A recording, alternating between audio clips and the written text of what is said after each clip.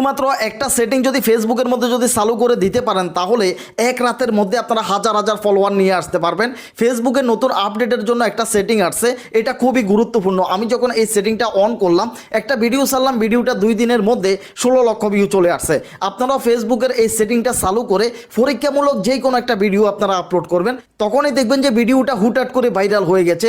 আর একটা ভিডিওর দ্বারাই কিন্তু আপনাদের আইডির মধ্যে হাজার হাজার ফলোয়ার আপনারা একদম ইজিভাবে অর্জন করে নিতে পারবেন। তো ফেসবুকের এই গুরুত্বপূর্ণ সেটিংটা আমি আপনাদেরকে দেখিয়ে দিচ্ছি কিভাবে এই সেটিংটা অন করবেন। অন করার মাধ্যমে যে কোনো একটা ভিডিও আপলোড করে সেই ভিডিওটাকে ভাইরাল করে কিভাবে ফলোয়ারগুলো অর্জন করবেন সবকিছু এই ভিডিওর মধ্যে আমি দেখিয়ে দিচ্ছি।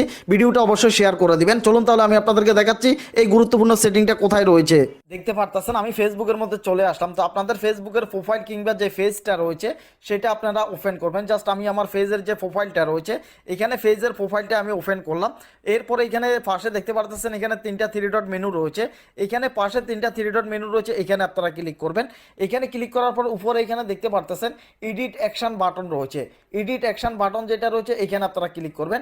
এডিট অ্যাকশন বাটনের উপর ক্লিক করলে এখানে যদি আপনাদের ফলো বাটনের জায়গা যদি এসএমএসটা থাকে তাহলে এটা অবশ্যই আপনারা রিমুভ করে দেওয়া লাগবে। কারণ এখানে যদি এসএমএস থাকে তাহলে ফলো বাটনটা কিন্তু একটা পেজের মধ্যে এটা সেট হয় না। এর জন্য এসএমএস যেটা রয়েছে এটা জাস্ট এখানে রিমুভ করে দিবেন। আমি এটা রিমুভ করে দিলাম।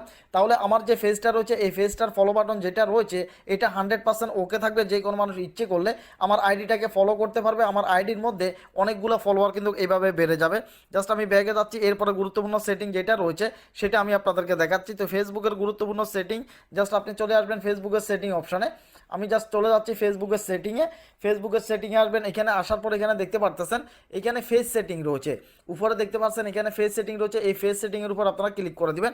ফেস সেটিংয়ের উপর ক্লিক করার পর জাস্ট একটু নিচের দিকে আসবেন। এখানে দেখতে পারতেছেন পাবলিক পোস্ট রয়েছে, এখানে আপনারা ক্লিক করবেন। পাবলিক পোস্টের উপর ক্লিক করে এখানে দেখবেন যে সবগুলো পাবলিক রয়েছে কিনা। যদি পাবলিক যদি না থাকে এগুলোকে আপনি অবশ্যই পাবলিক করে দিবেন।